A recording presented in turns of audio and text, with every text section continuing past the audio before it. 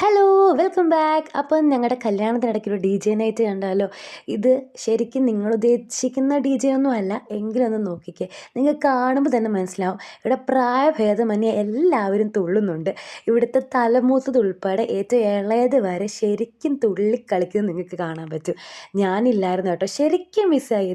ഞങ്ങൾ ഇത് കഴിഞ്ഞിട്ട് രാത്രിയിലാണ് ഞങ്ങൾ എത്തിയത്. ശരിക്കും മിസ് ചെയ്തു കേട്ടോ. നിങ്ങൾ തന്നെ നോക്കി എന്തോരം എൻജോയ്.